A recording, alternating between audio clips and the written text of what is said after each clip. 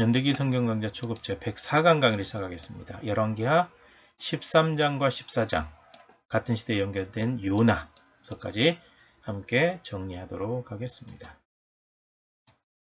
열왕기하 13장입니다.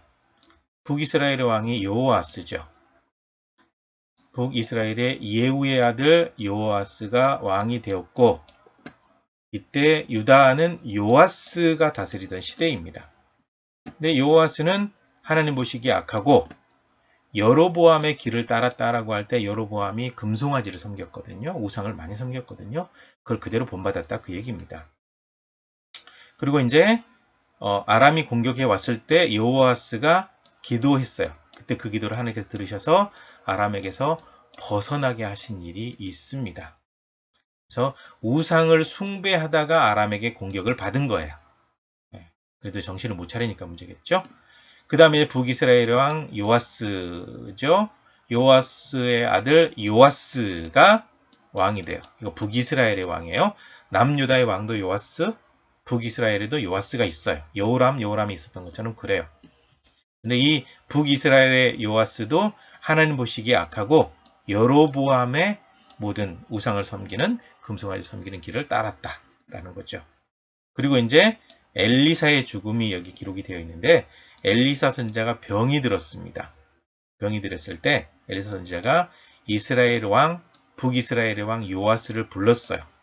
그래서 화살로 땅을 쳐라 라고 했더니 3번만 치고 말아요. 그래서 이 엘리사 선지자가 당신이 왕께서 아람을 3번만 이길 수 있을 거다. 5번 쳤더라면 아람이 꼼짝 못하게 물리쳤을 텐데 3번만 치고 말았다. 그러니까 3번만 이길 거다라고 얘기를 하죠. 그리고 엘리사 선지자가 죽어서 장사될 때 그 엘리사 선지자의 시신에 이제 닿은 다른 시신들이 살아나게 된 사건이 여기 기록이 되어 있어요. 그 다음에 이제 이스라엘과 아람의 전쟁 이야기가 나오는데, 엘리사 선지자의 예언대로 북이스라엘의 요아스 왕이 아람 왕 베나닷을 3번 공격해서 이제 물리쳤다. 3번 이겼다. 이것이 이제 기록이 되어 있습니다.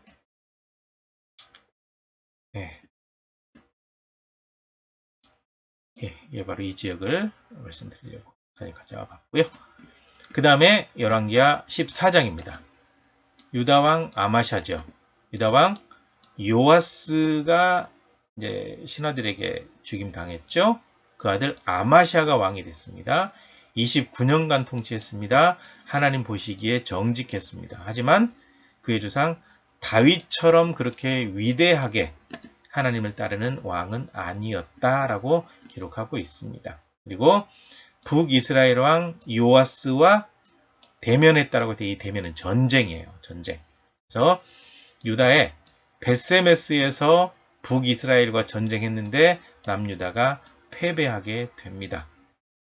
그리고 이제 아마샤의 죽음이 나오는데요. 예루살렘에서 사람들이 반역을 일으켜서 아마샤를 죽였는데 라기스에서 죽였어요. 그리고 그의 아들 아사랴, 우시야가 대신해서 왕이 되었다. 그들을 위해서 왕이 되었다라는 거죠. 바로 이때 북이스라엘의 왕이 여로보암 2세가 됩니다. 북이스라엘에서 요아스의 아들 여로보암. 그래서 1대 왕이 여로보암이 있었기 때문에 여로보암 2세라고 보통 이제 이 역사를 기록할 때는 표시하죠. 성경에는 그냥 여로보암이라고만 기록이 되어 있습니다. 근데 이 여로보암 2세가 하나님 보시기에 악하게 살았어요. 악하게 살았을 때 하나님께서 요나를 통해서 예언하게 하셨습니다.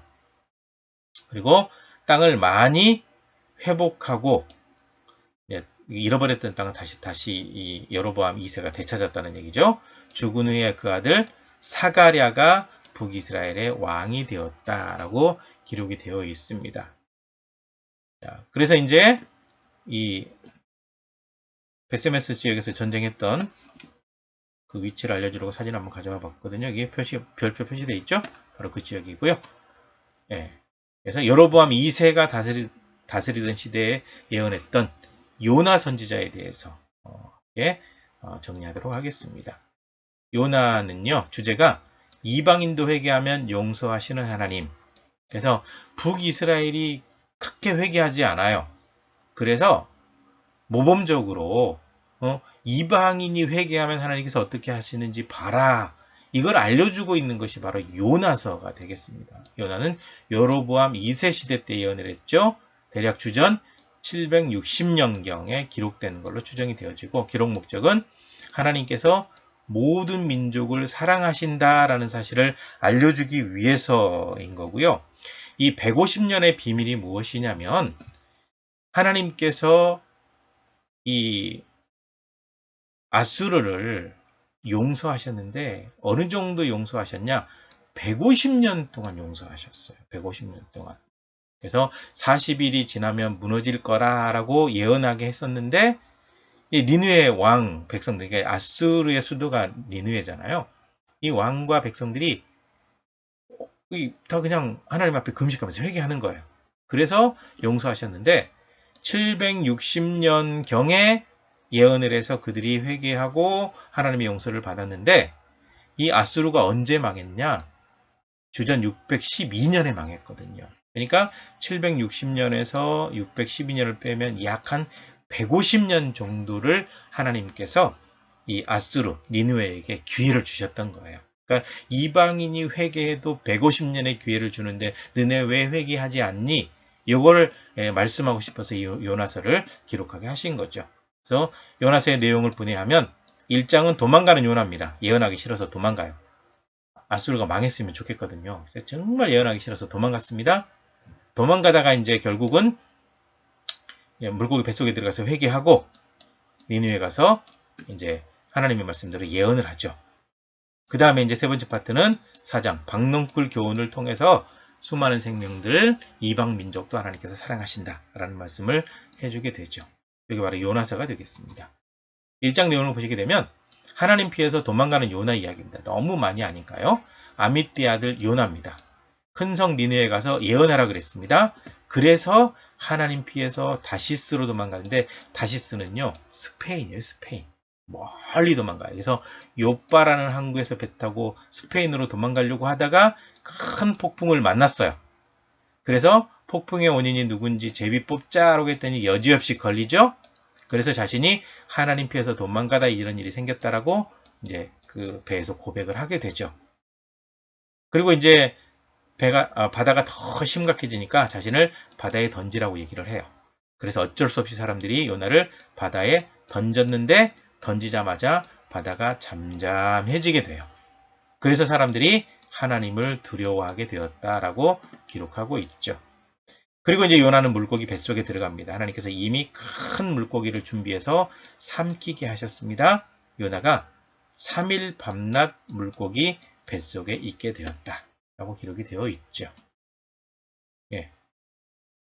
이 요빠에서 니느웨로 올라가서 예언을 해야 되는데 멀리 스페인 다시스로 도망가려고 했어요.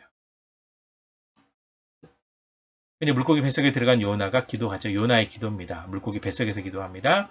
하나님께서 부르셨고 제가 대답했습니다. 내가 다시 하나님의 성전을 바라보겠습니다. 내 생명을 구덩이에서 건지셨습니다. 내가 소원한 대로 하나님 앞에서 행하겠습니다. 구원은 하나님께 속해 있습니다. 요나가 이제 기도하고 회개하죠. 그래서 하나님께서 물고기로 하여금 요나를 토해내게 해요. 그래서 물고기에게 명령을 하나님께서 내리셔가지고 육지에 토하게 하셨다. 이게 2장의 내용입니다. 그 다음에 이제 3장으로 가시게 되면 3장에 니느웨 사람들이 회개하게 되고 하나님께서 용서하시는 얘기가 기록됐습니다. 하나님의 말씀이 다시 요나에게 임했습니다. 저 큰 성 니느웨가 이제 하나님의 말씀대로 무너지게 된 그게 있어요. 그래서 거기로 가라. 가서 명령한 대로 선포하도록 해라. 그래서 요나가 하나님의 말씀대로 하루 동안만 외쳐요. 3일 정도 돌아다녀야 되는 성인데 하루만 외쳤다. 정말 하기 싫었다. 요나의 이 마음을 반영해주고 있는 부분이 바로 여기에요. 그래서 외친 게 뭐냐? 40일이 지나면 니느웨 성이 무너진다. 하나님께서 이미 심판하시려고 작정하셨던 거예요. 성이 무너진다 라고 요나가 3일 동안 하루만 외치고 말았습니다. 그런데 니느웨 사람들이 하나님을 믿고 금식하고 회개하게 돼요. 왕도 이 소식을 듣고 금식에 동참해요. 짐승에게도 먹이를 주지 않고 금식하게 해요. 그래서 하나님께서 계획했던 재앙을 내리지 아니하셨고 약 150년 동안 용서하시고 그들에게 기회를 주시게 되었다라는 거죠. 니느웨가 이렇게 이제 회개했던, 그냥 회개하는 그림이 있어서 한번 가져와 본 거예요. 그 다음에 이제 4장을 보시게 되면 요나의 분노, 하나님의 교훈, 여기 나와요. 요나가 니느웨 백성들이 회개하고 하나님께서 용서하신 것을 보고 매우 싫어서 아주 하나님 앞에서 화를 내요. 화를. 요나가 하나님께서 제가 그렇게 되면 용서하실 줄 알았습니다. 그래서 말하기 싫어서 다시스로 도망가려고 했습니다. 차라리 저 꼴을 보느니 제가 죽어버리고 싶습니다. 죽여주십시오. 하나님 앞에 아주 대든 거죠. 네. 그렇게 이제 얘기해놓고 하나님께서 마음 바꾸셨겠지. 그렇게 이제 생각을 했던 것 같아요. 그래서 요나가 니느웨 성읍이 어떻게 되는지 보려고 초막을 짓고 앉아 있었어요. 이때니 하나님께서 더위를 가려주려고 박넝쿨을 준비해서 금방 순식간에 자라가지고 그늘을 만들어줬어요. 그래서 이 요나가 기분 좋아 있을 때, 그거 해가 아주 쨍쨍하게 뜨겁게 떴을 때 벌레를 보내가지고 싹 갉아먹어 버리게 하는 거죠. 그리고 동풍 아주 이렇게 불어오게 하니까 이제 숨이 턱턱 막히는 거예요. 그래서 숨이 막힌 요나가 엄청나게 화를 내요. 박넝쿨 없애버렸다고 화를 내는 거죠. 그래서 하나님께서 요나에게 박넝쿨 하나 없어졌다고 네가 그렇게 화내냐. 근데 이 니느웨에는 12만 명이나 되는 사람이 있고 많은 가축이 있는데 이 니느웨를 내가 아끼는 것이 당연하지 않겠냐 라고 교훈을 하시면서 이방인이라도 회개하면 하나님의 용서를 받는다 라는 이 요나의 예언을 통해서 북이스라엘 너희도 예언하고 돌아오면 하나님께서 용서하신다 라고 했는데 끝까지 회개하지를 않아요. 참 안타깝습니다. 박넝쿨은 요거라는 설도 있고 요거라는 설도 있어요. 그래서 두 가지를 다 가져와 봤으니까 한번 살펴보시면 좋을 것 같습니다. 자, 여기까지입니다. 수고하셨습니다.